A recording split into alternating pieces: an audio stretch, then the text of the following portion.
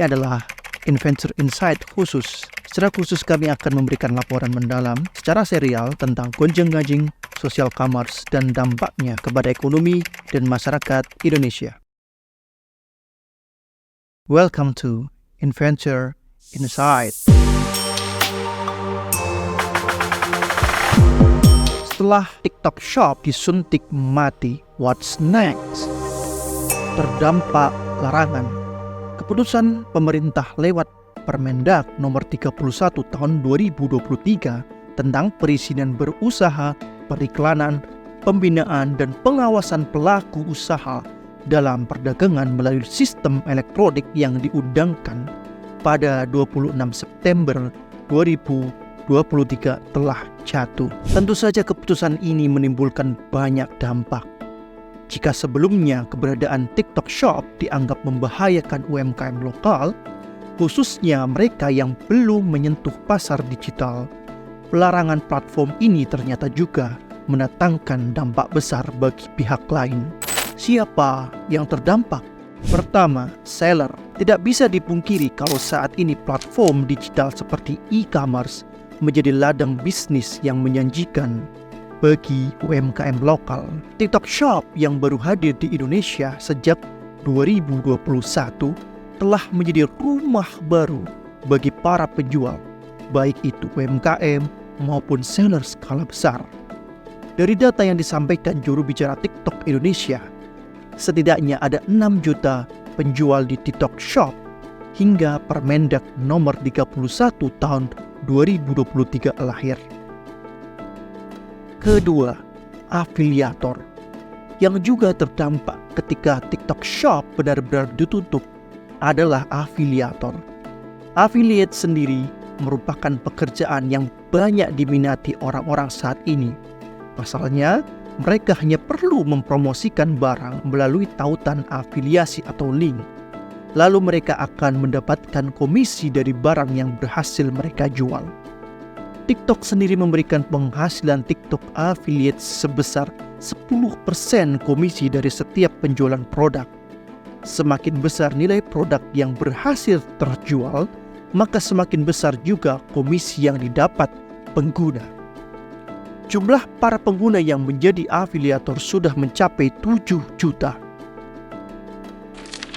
Ketiga, mereka yang terdampak adalah host live shopping.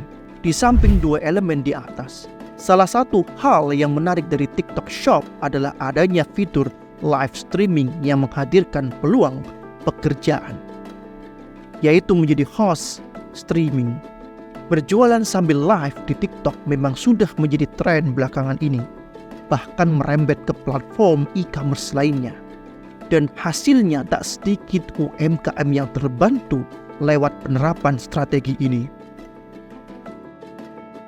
Adapun yang keempat adalah pihak jasa logistik. Mereka adalah provider jasa antaran yang digunakan oleh para seller untuk mengirimkan barang yang telah dibeli oleh para buyer atau pelanggan. Dari seluruh pihak yang terdampak tersebut, tampak jelas bahwa TikTok Shop juga telah melahirkan entrepreneur, terutama bagi kalangan afiliator dan seller. Memang tak bisa dipungkiri ada para influencer atau artis yang mengais rezeki dari platform ini.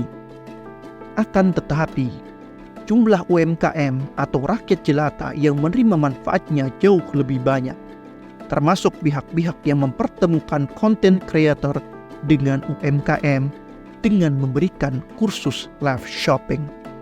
Tak heran, mereka yang bereaksi atas keputusan ini, terutama para seller dan afiliator.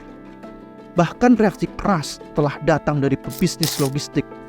Asosiasi Pengusaha Logistik E-commerce atau APLE disebut tengah berancang-ancang menggugat Permendag 31 tahun 2023. Pembatasan cross-border dinilai justru akan berdampak negatif bagi industri UMKM dalam negeri karena serangan produk impor ilegal akan makin masif papar pihak APLE. Dan selain UMKM, APLE sebagai pelaku jasa logistik juga akan sangat dirugikan dengan penerapan ini. Mereka mengklaim nilai kerugian ditaksir bisa mencapai 100 miliar rupiah jika kebijakan ini diterapkan. Ujungnya, kebijakan ini dikhawatirkan akan menimbulkan multiplier effect bagi pekerja di sektor logistik. Karena itu, APLE disebut-sebut akan menempuh jalur hukum berupa gugatan judicial review ke Mahkamah Agung. Mereka juga menyebut Permendak 31 tahun 2023 tidak bisa diterapkan jika pemerintah belum menyodorkan solusi terkait predatory pricing dan impor ilegal yang merugikan negara. Suatu yang sebenarnya justru sangat dibutuhkan untuk melindungi UMKM dalam negeri. Impor ilegal. Pada gilirannya, keputusan Permendak 31 tahun 2023 melahirkan pertanyaan lanjutan. What's next? Setelah ini, dari sisi TikTok, pemerintah berharap segera diselesaikan perizinan sehingga nantinya akan ada dua entitas terpisah. TikTok sebagai media sosial dan TikTok Shop sebagai e-commerce. Kemudian, jika nanti TikTok Indonesia berhasil memisahkan e-commerce-nya, mereka harus mengajukan izin lagi ke Kominfo sesuai dengan peraturan Menteri Kominfo nomor 5 tahun 2020.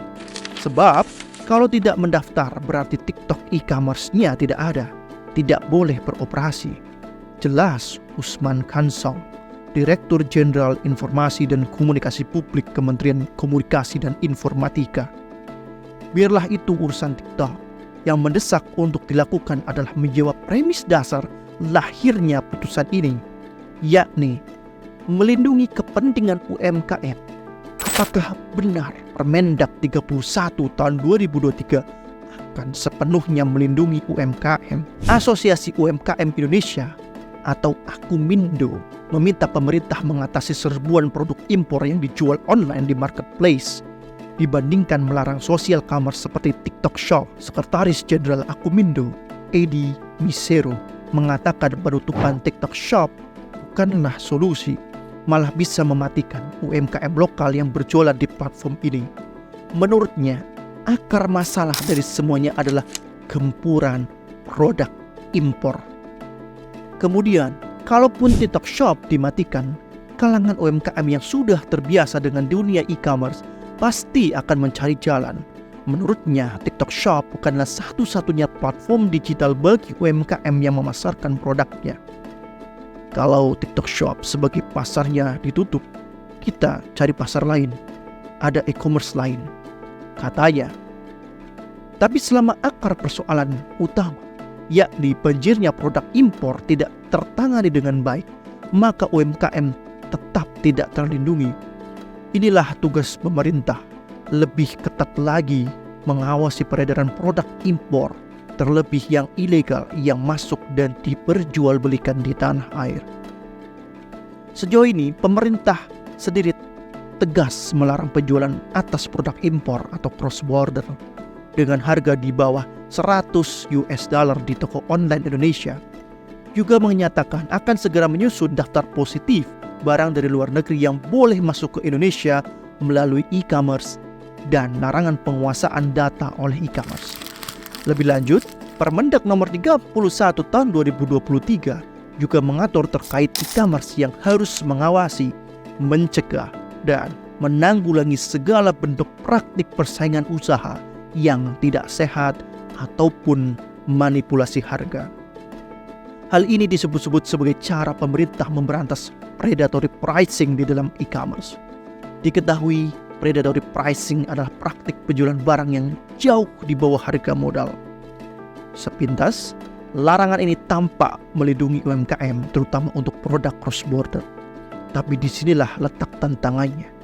Pintu-pintu masuk untuk produk impor mesti terus ditingkatkan pengetatannya. Bukan hal mustahil, ditutup lewat Permendak nomor 31 tahun 2023, serangan produk impor ilegal akan ramai lewat pintu-pintu lain. Di tempat berbeda, Direktorat Jenderal Bea dan Cukai, Kementerian Keuangan, mengaku semakin banyak produk murah dari Cina di e-commerce. Ini yang membuat pihaknya sulit mengawasi gelombang impor yang terjadi di Indonesia. Catatan, barang impor ke Indonesia pada tahun 2018 hanya 5 juta per tahun, lalu melonjak 60 juta per tahun pada 2009 sampai 2023. E-commerce kebanyakan barangnya dinilai kecil-kecil karena banyak konsumsi dan yang paling penting memang produksinya banyak, dibutuhkan atau diinginkan oleh masyarakat Indonesia. Kebanyakan barang dari Cina dijual, kata Direktur Penerimaan dan Perencanaan Strategis Kemenkeu Muhammad Aflah Farobi saat media briefing penerimaan negara dalam APBN 2024 di Hotel Grand Aston, Cianjur, Jawa Barat. Pihaknya, kata Aflah, tidak bisa bergerak sendirian untuk menjaga usaha mikro kecil dan menengah di Indonesia.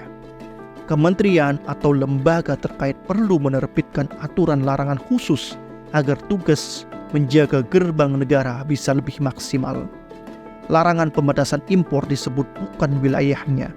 Bea cukai hanya memastikan 2 poin terpenuhi, yakni jumlah dan jenisnya sesuai, serta bea masuk dan perpajakannya dibayar sesuai ketentuan. Sony Harsono, Ketua Asosiasi Pengusaha Logistik E-Commerce APLE, mengatakan lemahnya pengawasan dan tidak adanya sistem kontrol dari pemerintah dan otoritas perdagangan fiskal menjadi salah satu faktor banyaknya produk impor ilegal masuk ke pasar dalam negeri. Masifnya penjualan barang impor yang dilakukan secara online tersebut dapat membunuh produk di dalam negeri. Banyak barang masuk secara ilegal dari jalur laut dengan ongkos kirim cukup murah, berkisar $500 per satu kontainer atau setara dengan $0,001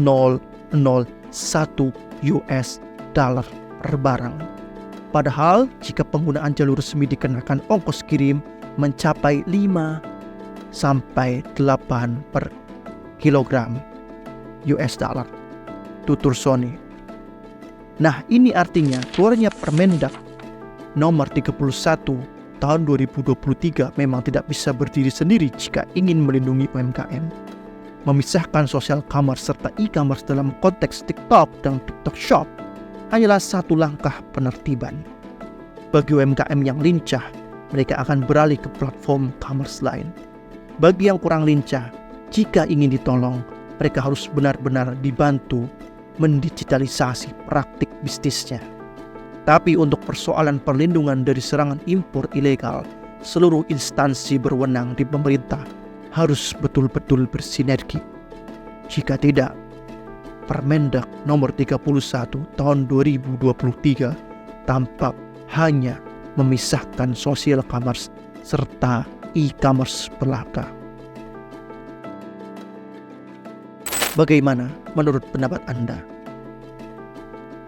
Jangan lupa like, comment, and subscribe untuk konten-konten menarik lainnya di konsumori.id.